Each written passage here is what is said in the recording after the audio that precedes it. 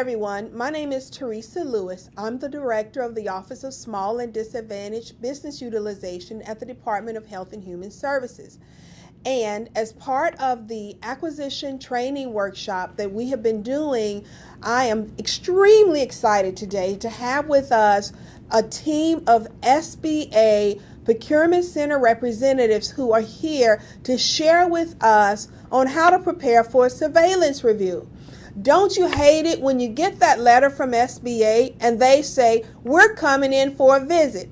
It makes you a little bit nervous, kind of like the IRS, right? So today, Randall Johnston, Barbara Weaver, and Bernard Durham, SBA's experts, are going to share with us on what we can do as acquisition personnel to prepare for and pass those SBA surveillance reviews. So let me just say, Randy, thank you for kicking things off today, and thank you for coming to HHS. We're so excited to have you here, and I'm looking forward to what you all have to share. I'll join you in the end.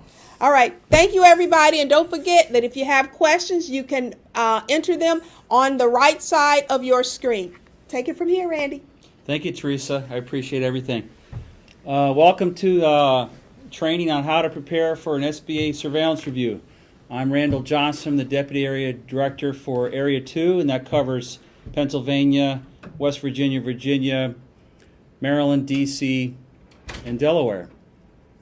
I have with me on my panel is Barbara Weaver, the current HHS PCR, and also Bernard Durham from DHS. Okay, the next thing I'm going to talk about is the outline and what we're going to be talking about overall. We're going to be talking about the definition and purpose of a surveillance review. We're going to talk about the overall business process, the roles in a surveillance review, and those are all the roles of the officials that are involved with communicating, the elements of the surveillance review, and other considerations.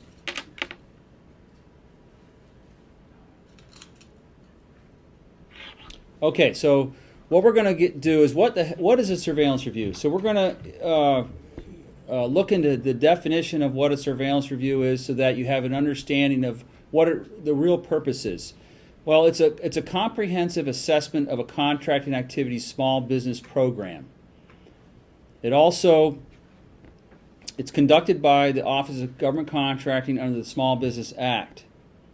And it involves analyzing contract actions over a 5-year period, and that notes trends that affect the small business participation, and it reviews the agency's program to find strengths and weaknesses so that the small business program at that agency can improve their program itself or accelerate in it.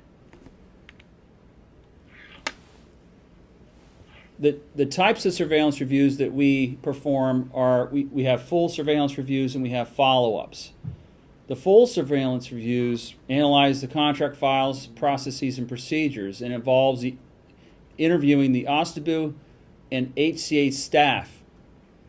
And then the results are reported, identifying any deficiencies, strengths, or weaknesses, and recommendations to strengthen the compliance with the small business program requirements. Also, we have that follow-up surveillance review where in the prior year, when an agency receives a rating of marginally satisfactory or unsatisfactory, it will follow up what was assessed and what the corrective actions were done by that agency.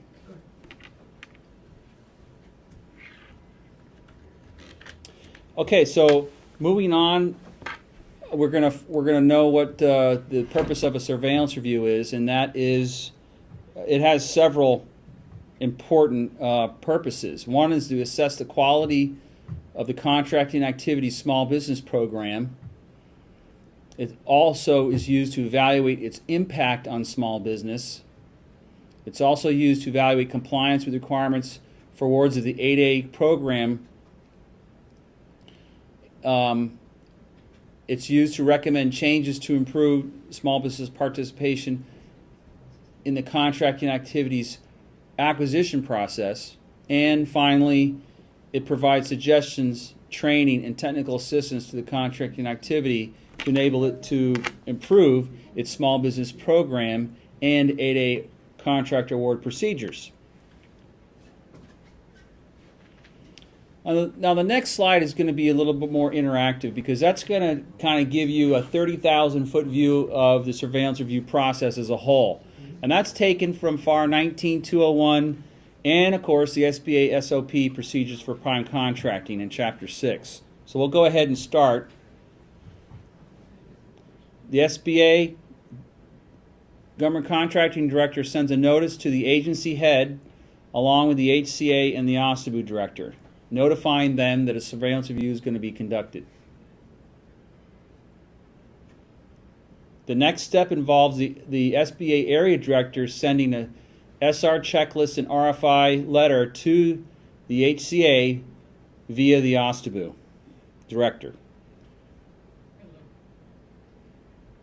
The next step involves the OSTBU responding to the SR team lead, which is normally a PCR, which establishes the SR surveillance review dates and submitting the RFI data, the request for information data. Moving on to this process, we have the surveillance review team lead reviewing the checklist data, the checklist and the RFI data, and sends a list of contracts for the SR review. That list of contracts is provided by the OSTBU Director, who coordinates that with the HCA. So that way we get a sampling. The next step involves the OSTBU Director preparing contract files and personnel to be interviewed at the surveillance review site. During that time of that coordination, the SR team lead is assessing the RFI data and will normally clarify any of that data with the OSTBU office before the surveillance review. Then the OSTBU Director finalizes contract files list and the data with the team lead, and then the SR or the surveillance review commences with an entrance briefing provided by the SR team lead. Getting down to the final part of this process, contracts and small business program are reviewed for anywhere from 2 to 3 days. Then the SR team interviews contracts and OSTBU personnel. The SR team lead conducts an exit briefing outlining the preliminary results to the HCA and to the OSTBU Director. And finally, the SR report is prepared, approved, and sent to the agency for formal response or corrective action. So that's in a nutshell. That's the process of the surveillance review that we have in place today. Okay, next thing I'm going to do is talk about the roles of the roles that are in a surveillance review. Okay, so the roles will include headquarters, it'll include the area director, it'll include the OSTBU Director, it'll include the SR team lead, it'll include the SR team members, and of course the staff to be interviewed. Okay, so the first one we're going to look at is the role of the headquarters. What they do is, in concert with the area directors, they select the surveillance review sites, notifying agencies via the agency head and the HCA and the OSTBU Director. They also provide updated surveillance review checklists and information that's going to be collected along with the interview questions. They also coordinate with the small business offices on small business policies and goal attainment. They review, finalize, and issue the surveillance reports, and they track and follow up with agency corrective action responses and processes as appropriate.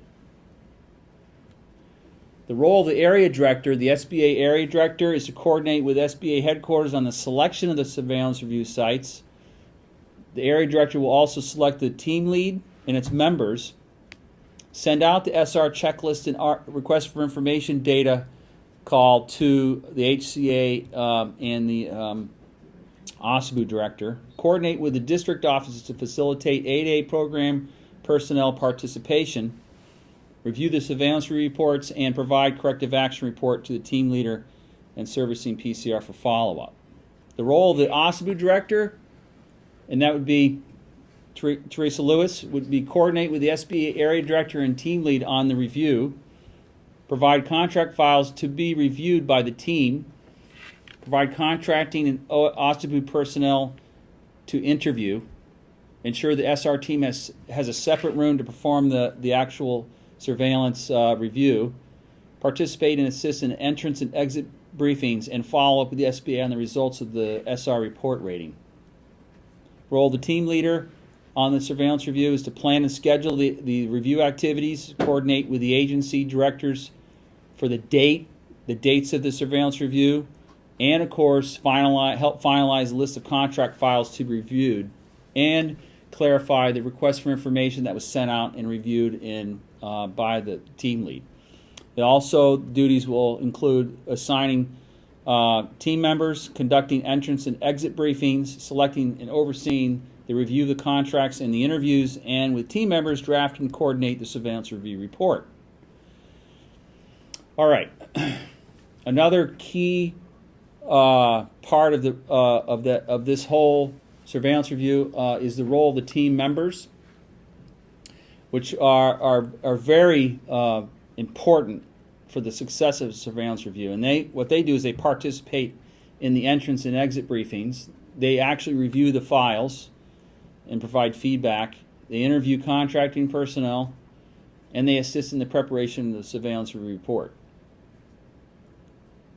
All right, so we've talked about the roles, all the key stakeholders on a surveillance review. Now we're going to get into the elements of surveillance review. What are those elements? Well, we got to consider the management of the program, the compliance of the regulations and procedures, the effectiveness of advanced procurement planning, pre- and post-award functions, small business training programs, and small business outreach programs, and goal achievement. All right, so taking a look at the first element, it's the management of the program. And when we look at the management of this small business program, we look at how was the small business director and the small business specialist appointed? Was it appointed by the HCA or was it appointed by the agency head? We want to see and make sure that it's appointed by the agency head so there's no conflict of interest. Another part of the element of this management of the program is SBS authority, how the small business specialist interacts under the OSABU director.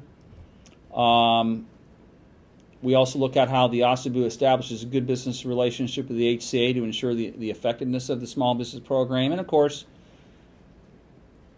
we also look at how the PCR has access to all reasonable obtainable contract information. We want to make sure the PCR is interacting with that agency. When we're looking at the small business specialist, there's a whole bunch of different areas that we take a look at to make sure they're effective. And that is reviewing, how are they reviewing acquisitions? How are they conducting training and outreach? Are they participating in advanced procurement planning? Are they working with the PCR and coordinating with them? Are they verifying and conducting market research, coordinating COC and size cases, recommending new sources of small business firms, briefing managers on a goal attainment, and reviewing subcontracting plans for goal attainment? Those are the areas that we look at as part of that interview process when we interview the OSABU staff. The next element we look at is regulatory compliance. There's a whole bunch of different areas that we look at under regulatory compliance, and that one of them is market research. That's emphasized a lot because you really have to look at was the market research adequate to make a set-aside decision? Was the research used to expand the source list and solicit small businesses? Were the results included in the contract file or on the small business review form? That's what we mean by market research. And again, another area under regulatory compliance is clauses and sources of verification. Were all the appropriate small business clauses included? And that'd be, for example, you all know 52-219-8-9-14-10, all those clauses. Were they in there? And then, of course, if you have socioeconomic programs, were the right 8A clauses put in there? Were the right hub zone clauses put in there when you have a small business award to a socioeconomic program? Was SAM used to ascertain the ORCA and CCR and EPLS? Other means in which we look at for regulatory compliance are source lists. Are they in the file or available? Are they sorted by business size? Are they rotated?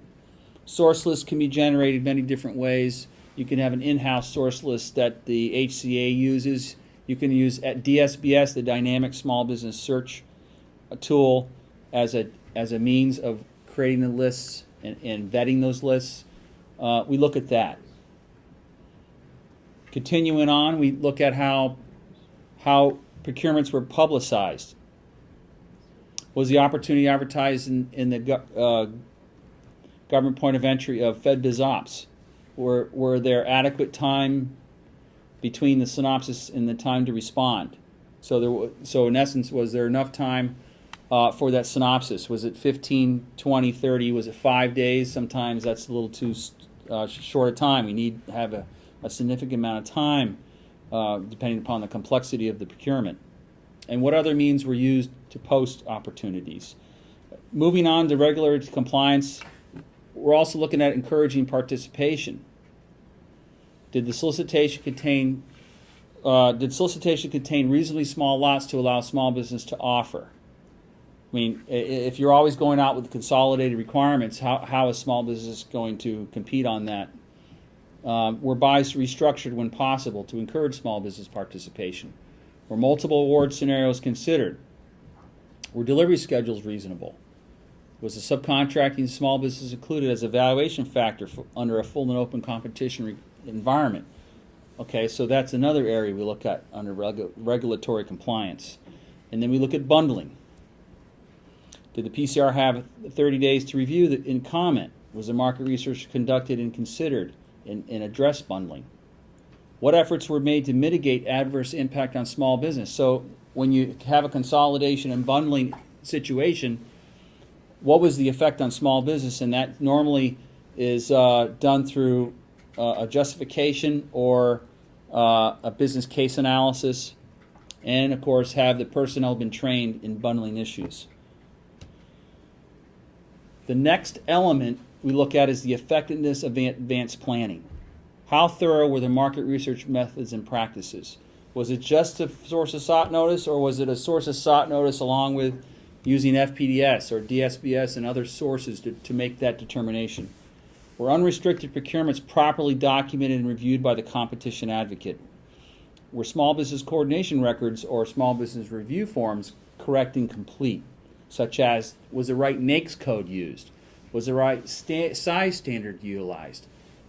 Was the requirement properly described in the small business form?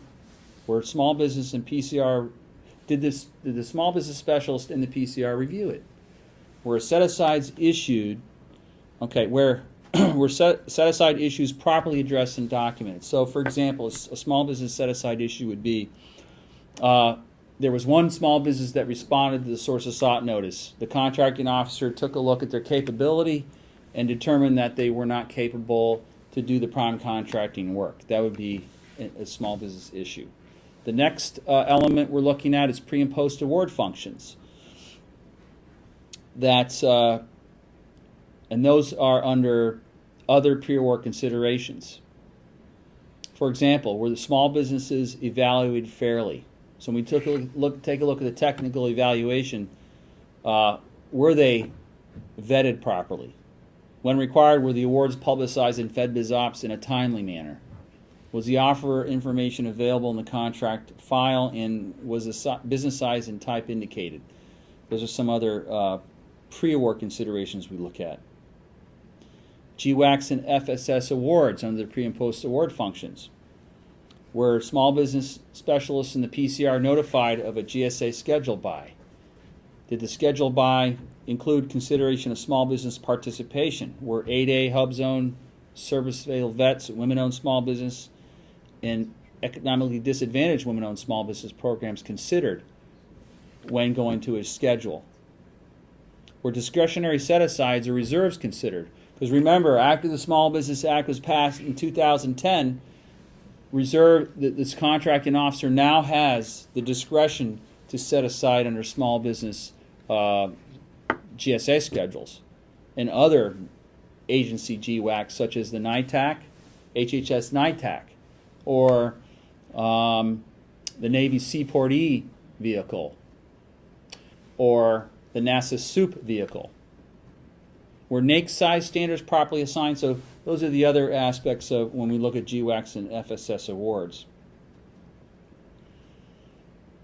And then we get into other areas such as the clauses. Were the appropriate clauses utilized? And you can see all the different categories of clauses that we look at, such as 8A, reps and certs, limitations of some subcontracting, utilization of small businesses, liquidated damages, the subcontracting plan, the hub zone, price evaluation preference, and so on and so forth. So you see that list there that we look at on a consistent basis when we're looking at the pre-award aspect and up to award. We also look at protests and terminations and how they were handled. Were protests handled in a fair and prompt manner so that SBA could take a look at it and it was timely? Were pre-award notices sent out to set-asides to allow for size challenges?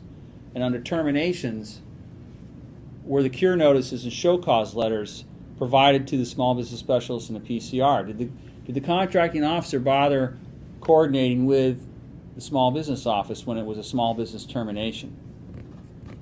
Because if it's an 8A award, that definitely has to be coordinated, without a doubt. Every single 8A award needs to be coordinated with the SBA PCR and the SBA district office. Pre-award, post-award functions. Again, we look at subcontracting plans. Were they required? Did they meet that threshold? If it's over $650,000, you got to have a subcontracting plan.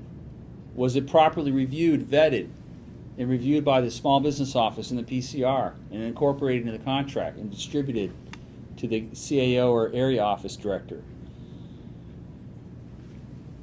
Was a determination put in the contract file made for no subcontracting opportunities? Did the contracting officer really document the rationale for that? Were any low or zero goals challenged?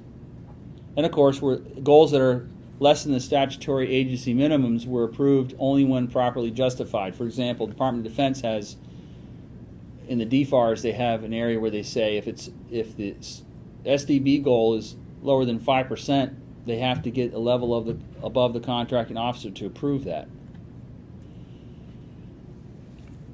Here's some other areas in the subcontracting plans that we look at.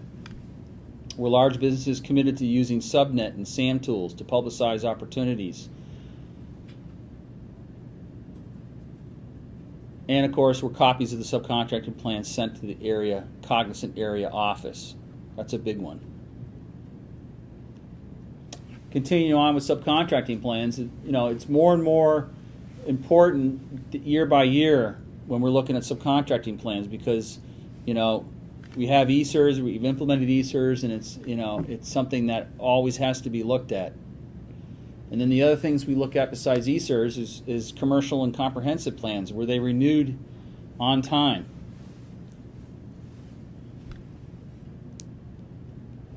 Here's another area: liquidated damages or contract termination considered for noncompliance. So, did the contracting officer bother exercising the liquidated damages clause when they didn't meet their goals?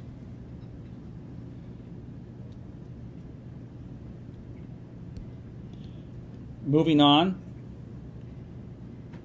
we have another element called handling of COCs and size standards. So we take a look at how certificates of competency were referred. Were they referred properly through the OSTBU office? Were the correct NAICS codes and size standards included in the solicitations? And did the contracting officer promptly refer size protests?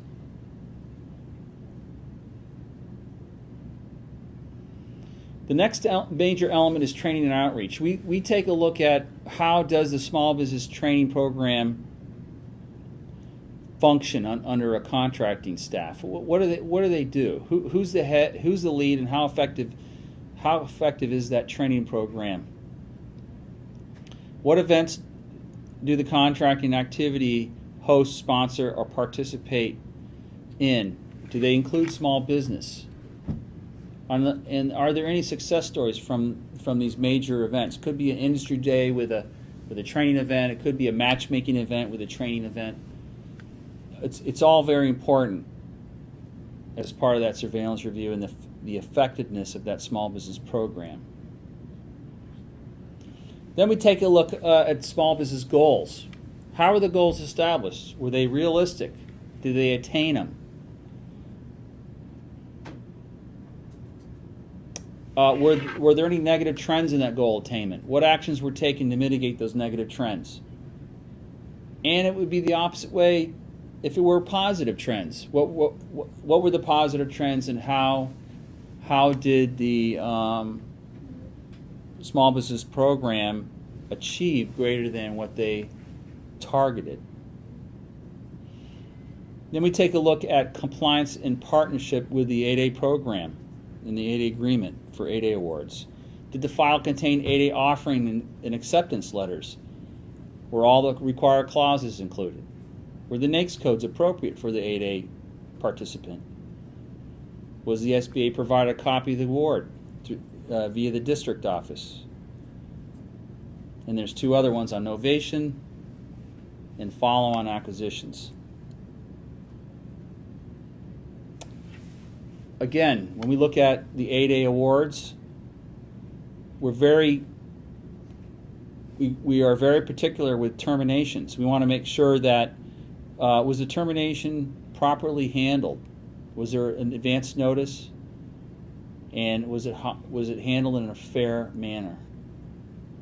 Did the contract comply with the work performance requirements and include limitations on subcontracting and the non-manufacturer rules? For joint venture awards, did the agency verify that the SBA had approved joint venture agreement? Okay, now we're going to move on. So those are all the elements. There's a lot of them. I went through an awful lot, and I'm sure you're going to have questions on that.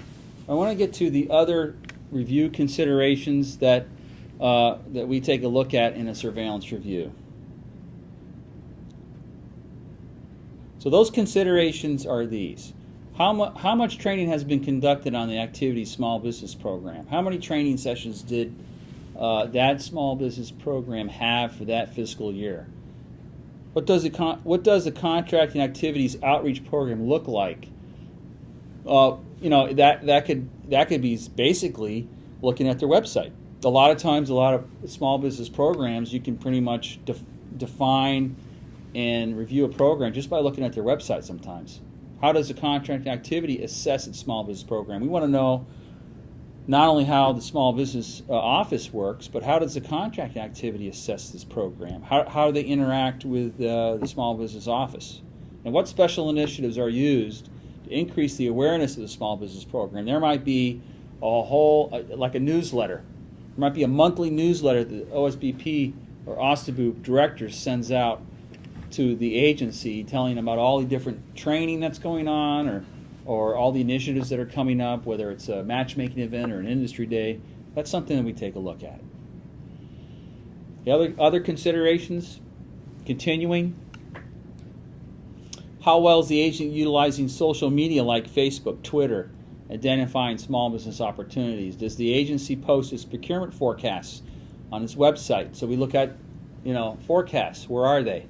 Does the agency provide a list of prime contracts to increase subcontracting opportunities to small business, and that can be in the form of a matchmaking event if the agency has that opportunity to do so.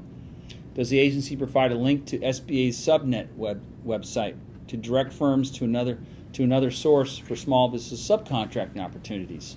These are all proactive ways of getting small business involved with a subcontracting program. Another consideration we look at is the selection of contracts for review. We look at awards to large businesses over and under the SAP threshold. Why? Because remember, SAP actions are SAT under the SAT threshold are already supposed to be awarded to small business. And when it's not, is it documented as to why they're not? So the contracting officer has to make sure they're memoing the file when they're not awarding to a small business under the SAT threshold. We take a look at contracts for construction, supplies, and research and development in their varying complexity. We look at contracts of various sizes and types, including fixed price and time and material. So when we go out with a sampling of those contract files, we get fixed price, cost reimbursement, IDIQs, orders, everything, so that we have a good sampling to review. Again, under the contracts for review that we select,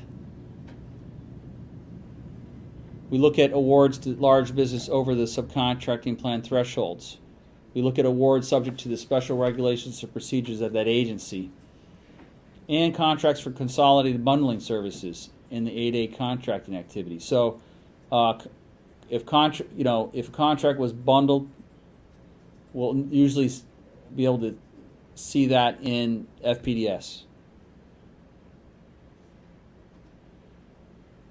Other considerations: deficiencies noted in past SR reviews. Well, it's very interesting that we brought this up because it kind of can give you an idea of what we look for, besides telling you how the process works and what the elements are made of and the roles. But now, these are kind of things that we look at, are what we found in the past. And the first one is PCRs and small business specialists were excluded from the review process. So if we have a procurement, we take a look at it, there's no small business review form used, nobody in the small business office looked at it. That's obviously a deficiency, right? Small business training had not been provided. Market research was missing. Small business specialist was supervised by a member of the contracting organization. And that's a huge conflict of interest, and that's something that we really frown upon. I know that HHS doesn't have that problem at all, but there are other agencies that actually have that problem. The use of social media to advertise small business opportunities, and the quality control and checks and balances of the missing forms that should be there. And like, for example, determinations of contract type, determinations for a lot of things, such as a JOFOC or a sole source justification. Other deficiencies that we see are solicitations and awards were not synopsized. Sources sought via FBO was not utilized. They'll synopsize in a GWAC only. They won't synopsize in an FBO.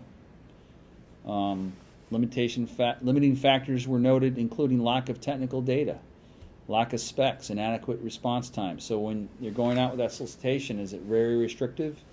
We look for that.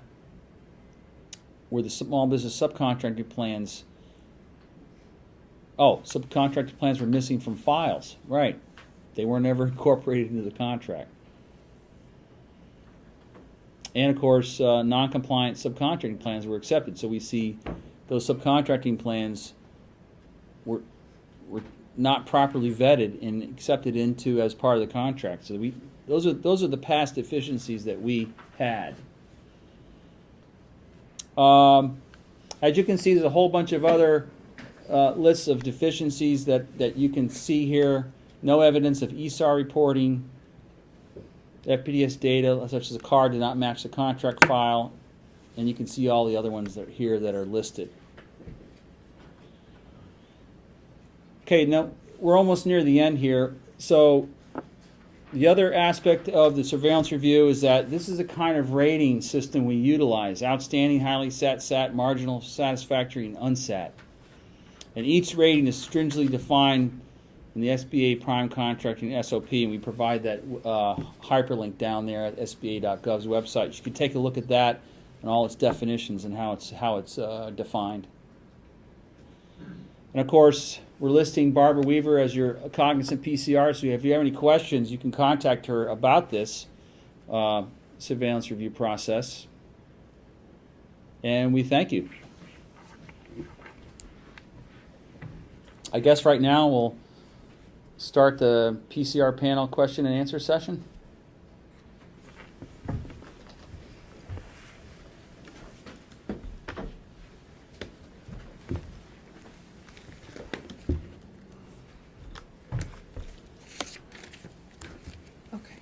Well, Randy, first let me just say thank you. That was great and extremely informative.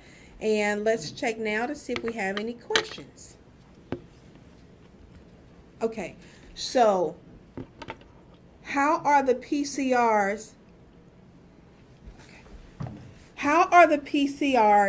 reaching out to the different acquisition centers out there and making themselves known and what services they provide? So I just want to say to everyone, we have been joined by Bernard Durham, and he's one of the PCRs as well. And then while she's not here, but you'll hear her voice, Barbara Weaver has joined us also. So that's the first question. How are the PCRs reaching out to the different acquisition centers out there and making themselves known, and what services that they provide? Okay, Barbara, do you want to take a stab at that, or do you want me to start? Well, let me just answer specific to HHS. I interact with each of the small business specialists that are assigned to the different sub-organizations of HHS. So everything that I look at comes through them, and after my review, it goes back through them. So they are actually the ones who are kind of the front line for interaction on procurement matters. Now, if there are any questions, I'm available to answer them at any time. Sometimes the small business specialists set up meetings with contracting officers so that we can just make sure that we're getting everybody on the same page, or we're getting questions answered that I might have about a particular procurement action or whatever. So that's how we're operating at HHS. And granted, it is the largest agency that I serve, so it's a bit of a modified approach, but it seems to be working unless somebody tells us something differently. Okay, fantastic. Bernard, how about you? Well, with a lot of my agencies, I visit a lot of VOSs, vendor outreach sessions, and like the small business can see me that way, and the procurement shop at the agencies that I service. I do a lot of outside training that SBA has, or the agencies that I cover, they have. So in other words, I'm out there to the small business community and the procurement community with the agencies that I do cover. So we do a lot of outreach things and quite a bit of vendor outreach sessions to be seen and let everybody know, familiarize with their face, with the name. Okay, fantastic. Randy?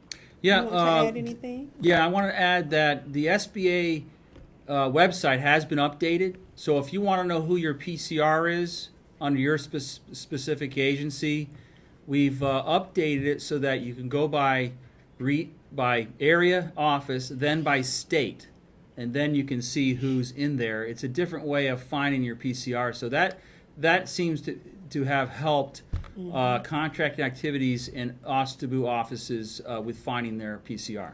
You know what, Randy, that's very helpful because we actually have 3 PCRs, SBA PCRs, that support the Department of Health and Human Services. So it's good that you guys have it that way. Actually, I think that makes it easier to locate a procurement center representative. So thank you for that.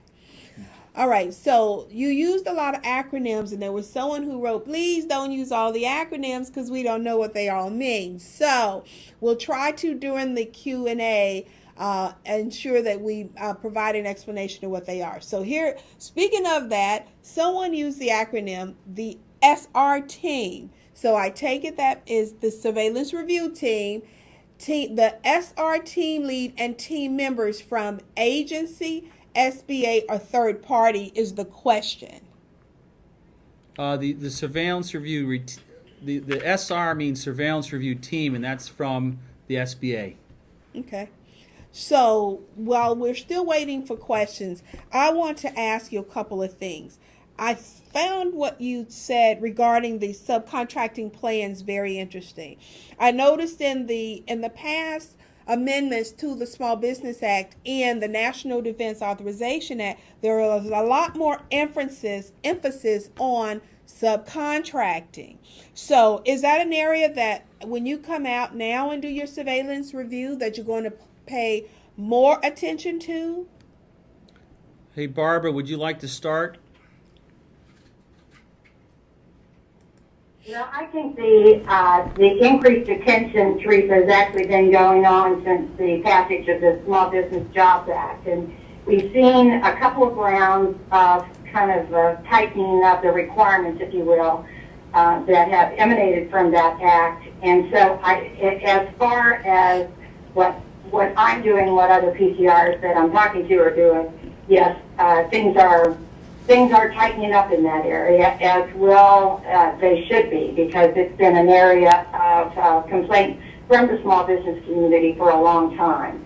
So what we're trying to do is, in good faith, try to make sure that agencies are sensitive to the issues that small businesses have suffered in the subcontracting arena, and just try to make it a little bit better for them. Okay, very good.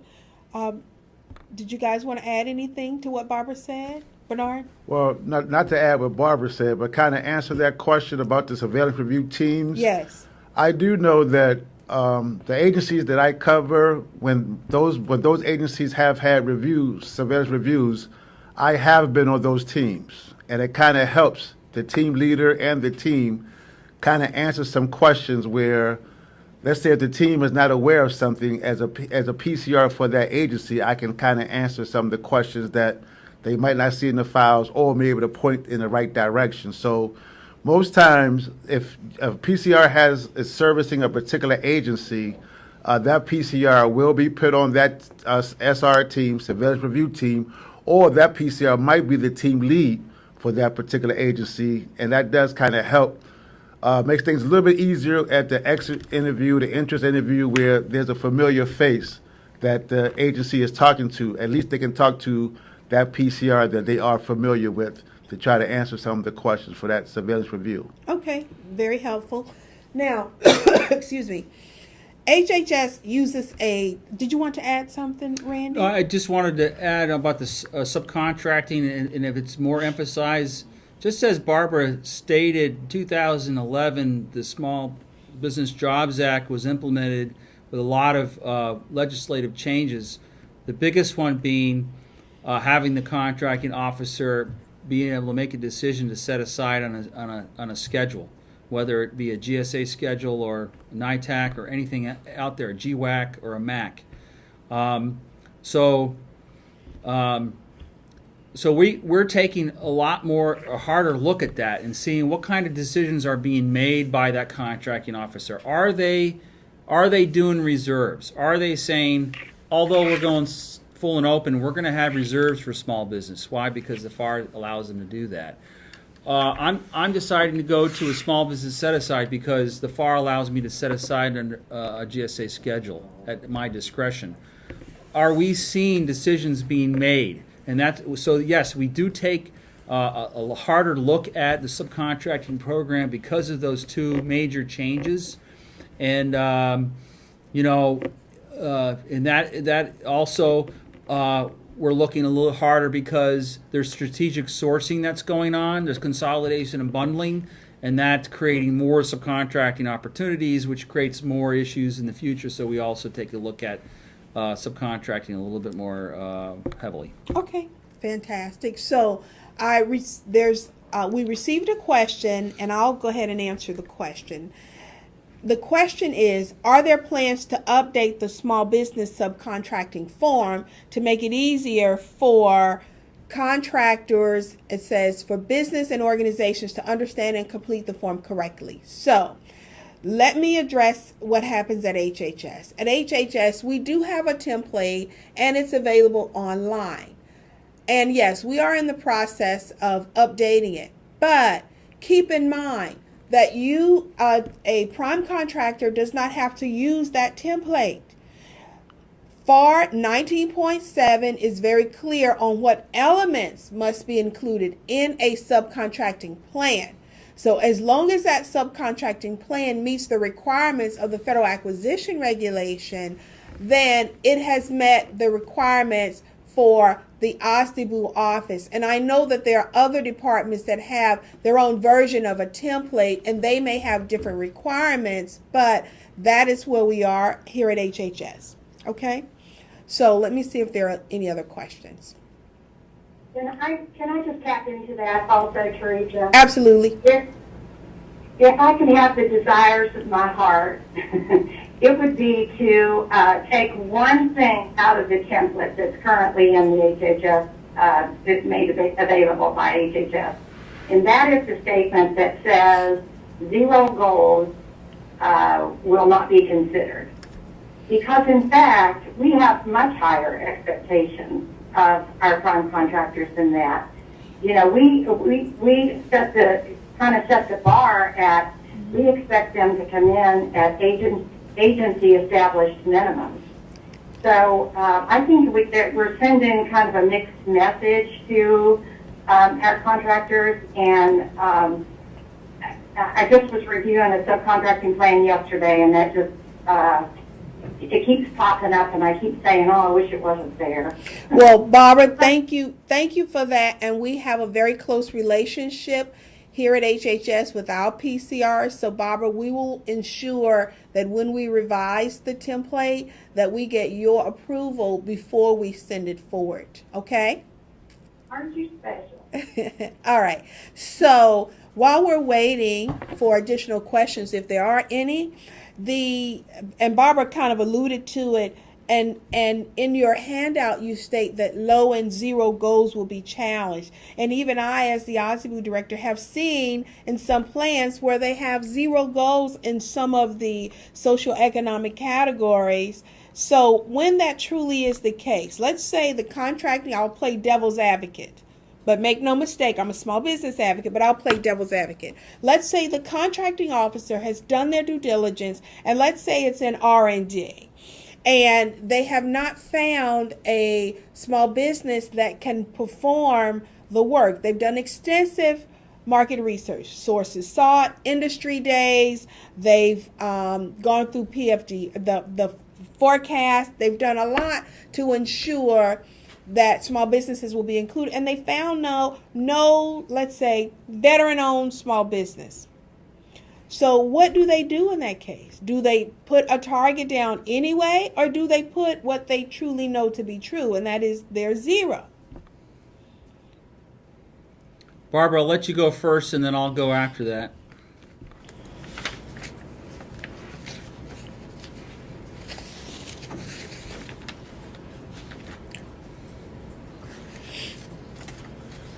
Barbara, you still on? Well, Sorry, oh, go ahead. At any rate, you know, the happiest day I had was when a prime contractor comes in and proposes at the agency established minimum. And that's just because we started from so far back when I first was the PCR.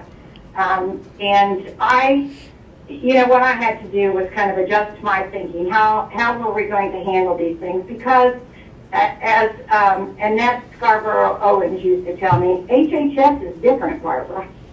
So over time, as I've kind of become a student of the acquisitions that HHS puts out, I've had to work harder especially in reviewing the subcontracting plan, to see if what I'm being presented is in fact true. Mm-hmm. And sometimes, sometimes I get convinced, and I will sign off on goals that are below the agency minimums. In those cases, there's always a prime contractor and a contracting officer who has seen that the goal that's proposed below the agency established minimum is in fact supported. So they provide me a narrative that takes me through the whole process. And then, I do a lot of market research myself. I'm free to go and verify that and see what my findings are. So that's how we do that. I approved a subcontracting plan today that had, in fact, all the goals were below agency established minimums, but it was a very special animal, and I had to agree with what was presented to me, that in fact there weren't a lot of small businesses out there that could support that activity.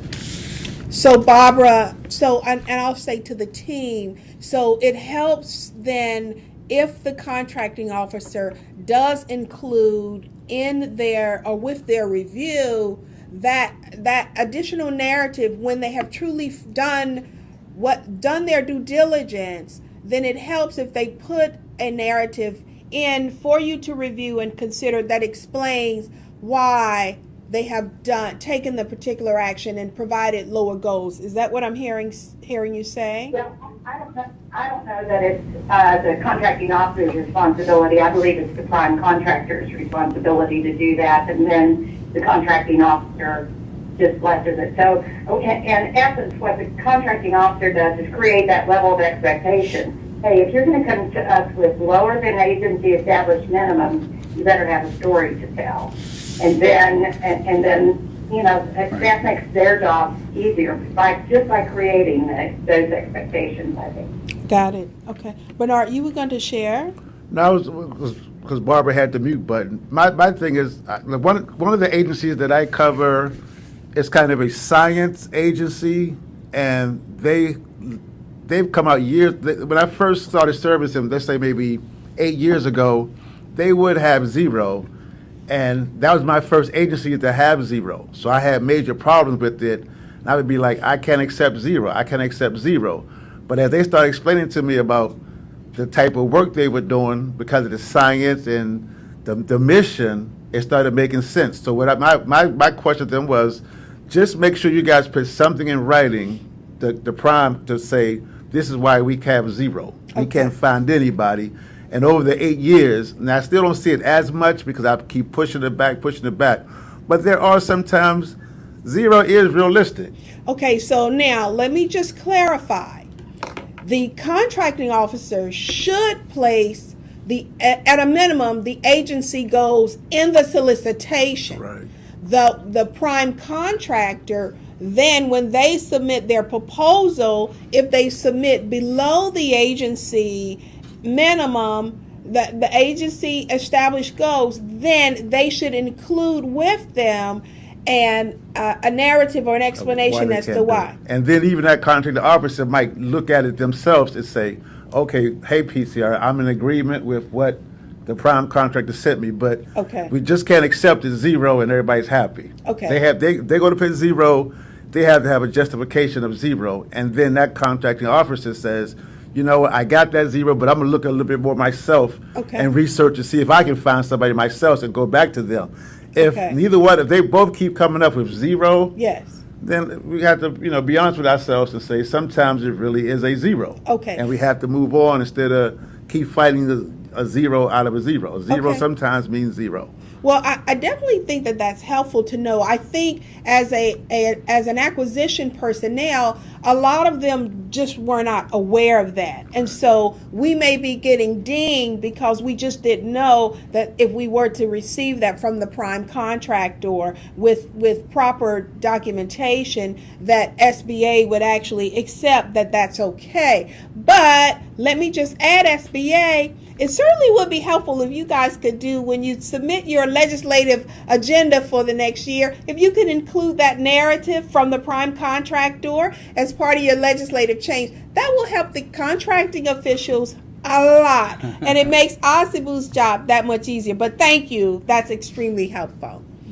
So, okay, so there's a... Let me just add one other thing. Yes. One of the things that I consider that probably one of the best improvements over time is the number of subcontracting plans that I'm getting that really do have goals that I think are in the best interest of small business. So I've seen HHS come a long way in a short time in that regard, and I'm very interested to see if by creating the level of expectation we have of our prime contractors, and it's not anything that I legislated. I think the contracting office, the small business specialists, and contracting personnel saw that there was probably some more improvement, and they started working on it. And I think just being more expectant that prime contractors can do a better job really is what has helped them move that ball down the field a little bit better. Absolutely. Randall, you were going to say? Yeah, I wanted to add what Barbara said. In FAR 19705, it talks about the 11 elements of a subcontracting plan. And near the end of that, when they discuss all 11 elements, the burden of proof is on the contractor, the prime contractor. It's not on the contracting officer, it's the contractor. So when we're trying to negotiate, when we're saying, hey, this can't be zero, here's why. We have market research that says otherwise. It's the burden of proof on the contractor. Just remember that if you're negotiating the subcontract goals, really try to emphasize that the prime contractor, needs to respond and coordinate and work with the government. I wanted to also respond on zero goals. There are situations, as Bernard indicated, there are zero goals, and that's when something's proprietary. When you have a proprietary process in place, data rights or anything like copyrights, data rights that are involved, there is it's almost bulletproof, because the prime contractor doesn't have to sub out anything if it's all proprietary. So you keep that in mind. If you have data rights and the software rights and all that are very closely not shared by that company, then it's hard to make a case for subcontracting, especially when you're in any kind of highly technological area. So, for example, the one might be vaccines. Mm-hmm. Vaccines. The government hires certain vaccine companies to produce certain vaccines, let's say smallpox. Well, there's only so many companies that do that, and there might be only one that we want, that the HHS wants, that's going to meet the requirements. So we may end up going to only one prime contractor who doesn't subcontract out anything. In that case, there's an example of probably a situation where you wouldn't have any subcontracting opportunities. So again, I'm emphasizing patent rights, data rights, copyrights. Okay, thank you. That's very helpful. So there's a question we received, and it wants to know, can your office, so I'm not sure which office, maybe it's you guys, can your office provide sample language that we can use in the solicitations that give more information to offers regarding what constitutes an acceptable versus non-acceptable subcontracting plan? For example, minimum goals. So in each category. So your small business office, your respective small business office, your respective small business specialist, or your heads of contracting will have what your goals, your subcontracting goals are for your agency.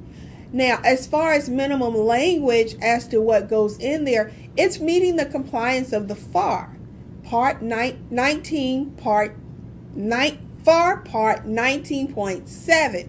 So I'm going to drive you and the contractors to that part of the acquisition regulations. That's what they need to be compliant. And that tells them, it spells it out very clearly on what is and is not an acceptable subcontracting plan.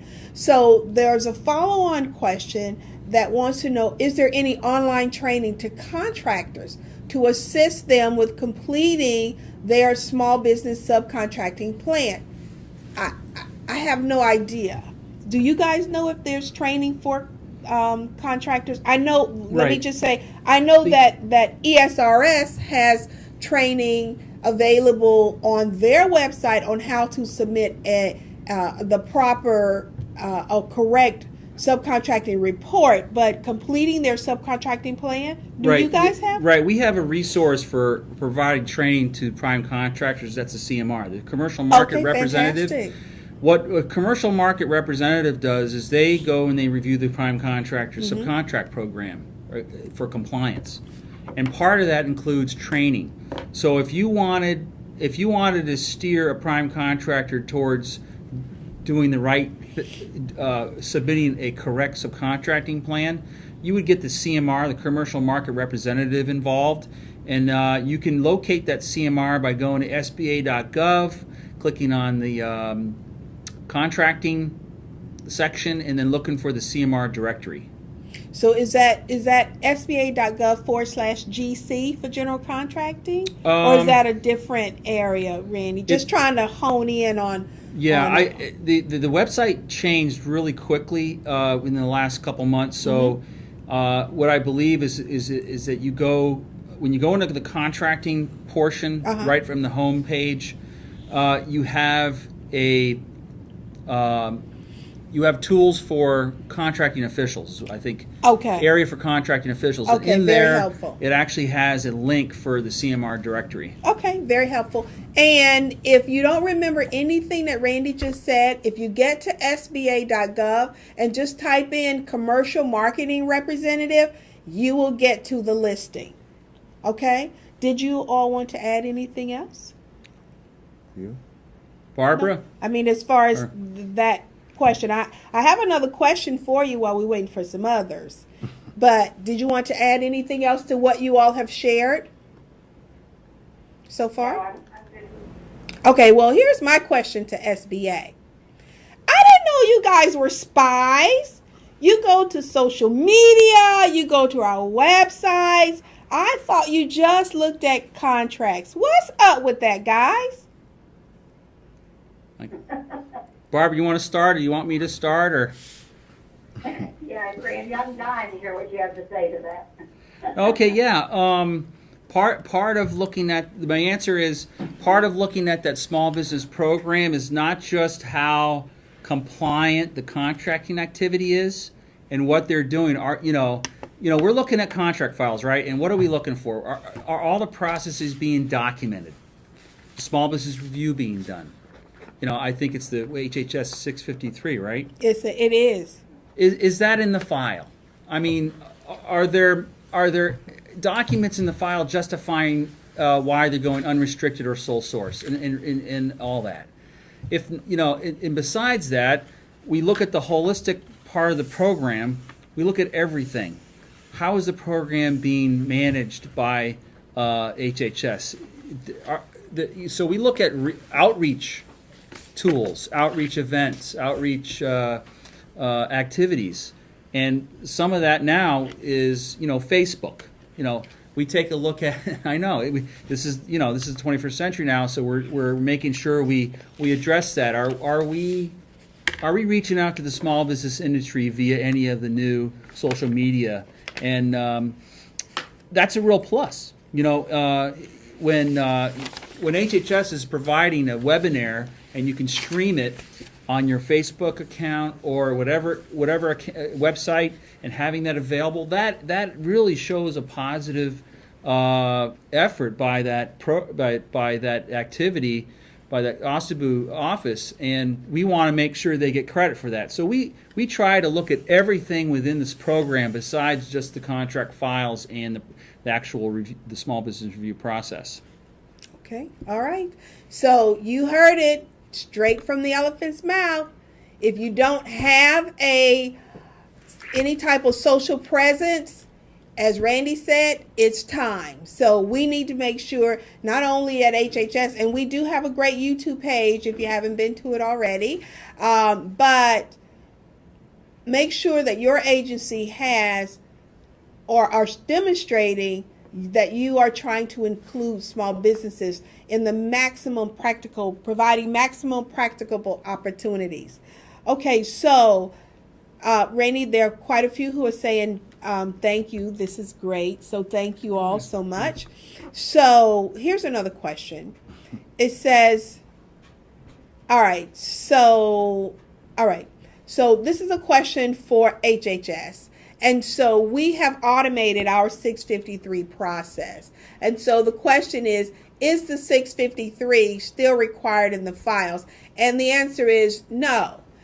As long as you have completed the 653, when SBA comes in, we can provide them with access to the system and they can see everything that is in there. So no, they're not required in our files, but since we've automated it, and our PCR goes in, and that's the system of record that she uses to provide her reviews, comments, and anything else that needs to be said, and it's all done in the 653 system. We call it the Small Business Review System. So, all right, so let me ask you a question about deficiencies from a previous surveillance review. So let's say that you all came into one of the HHS agencies last year, you conducted the reviews, and then do you come back, or do you have a survey? Do you send an email? What do you do? How do you follow up to make certain that the deficiencies you identified are actually corrected? Barbara, do you want to start, or do you want me to start? Well, we have a couple of steps. One of the things that we do is we ask for a correction plan that gets submitted. And then the follow-up usually, I don't know what the period of time is on follow-up, on an actual follow-up surveillance review. I've done them in as little as 12 months, but Randy, you might have better insight than me. Right. Normally correction plans are generated for anything that's SAT or below, satisfactory or below, because you'll have some weaknesses and minor deficiencies that have to be addressed and then pointed out to the agency, and then they come up with a corrective action plan to if they're highly SAT or outstanding, there really isn't a corrective action plan, and that's based upon looking at the whole program. The other aspect of follow-ups is there's a corrective action plan for example, satisfactory, marginal, and unsat. Under the marginal unsat, we then have a follow-up SR, a formal follow-up SR that's normally performed a year later on the next fiscal year. Normally, the corrective action plan on the SAT is usually done within the 90 days after the report is received by the agency. Anywhere from 90, it could be a little bit longer than that, but so that pretty much answers that, I think, on follow-up. Okay. All right. Fantastic. So a question, and again, it applies to HHS because each agency or department may have different requirements. The question is, the threshold for submitting a review through the HHS Small Business Review System is $25,000. The answer is yes.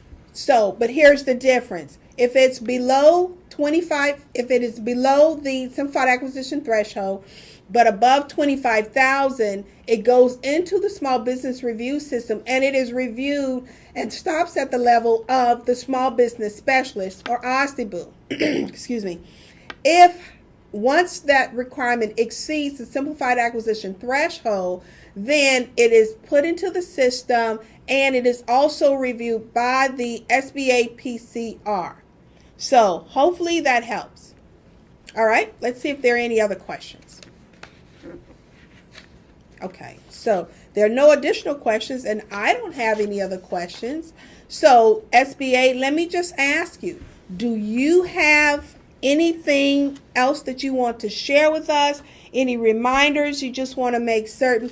Because this is extremely helpful. What we're hoping to do today is abate the fears that many of us have when you guys come in. And what we at OSIBU attempt to share with the acquisition personnel is SBA and the agencies are truly, and especially OSIBU, are working together for the same purpose. And that is to ensure small businesses have a chance to participate in government contracts. It is not SBA's intent to shut your procurement down or, stop you from being creative in your acquisition process. It really is to ensure that small businesses have an opportunity to participate. I'm sure many of you know or have family that work for small businesses. And I don't have to tell you, our motto is it's the heart of the economy, and other OSIBUs have similar type mottos. And it is because if we don't do our part to assist small businesses, there are many who won't give them an opportunity. So we're working together as a team, and acquisition, OSIBU, as well as SBA. We're all team members working together for a united goal, and that is small business inclusion. So to have them come in and share with us today on how to just check and make sure that we are actually performing our contracts in meeting